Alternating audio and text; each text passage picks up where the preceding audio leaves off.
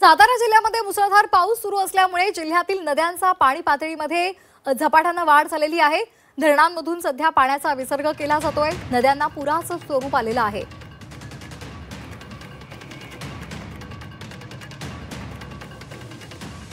नद्यांना पूर आलेला आहे।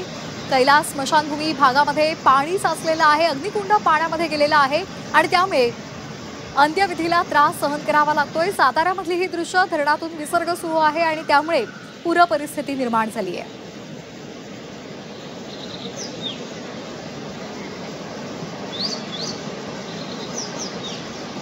तर साताऱ्यातील संगम माऊली परिसरातल्या इथल्या परिस्थितीचा आढावा घेतलेला आहे आमचे प्रतिनिधी तुषार तपासे यांनी। पाहूयात।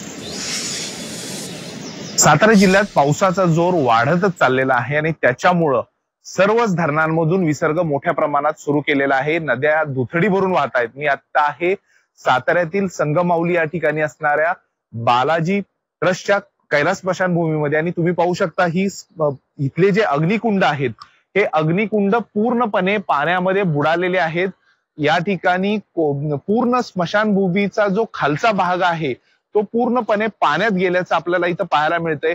कृष्णा नदीला हा जो काही पूर आलेला आहे त्याच्यामुळं ही स्मशानभूमी पूर्णपणे पाण्यात गेल्याचं इथं पाहायला मिळतंय असेल। या भागामध्ये जवळजवळ 300 मिलीमीटरच्या वर पाऊस झालेला आहे आणि त्याच्यामुळं मोठ्या प्रमाणात विसर्ग आता वाढवला गेलाय। अजून हा विसर्ग वाढवला जाऊ शकतो। त्याचबरोबर जे इतर धरणं आहेत, धोम धरण असेल, त्याचबरोबर कनेर असेल, उरमोडी असेल, तारळी असेल, या सर्व धरणांमधून मोठ्या प्रमाणात विसर्ग सुरू करण्यात आलाय। त्यामुळं अनेक बंधारे त्याचबरोबर छोटे मोठे पूल सुद्धा पाण्याखाली गेलेले आहेत।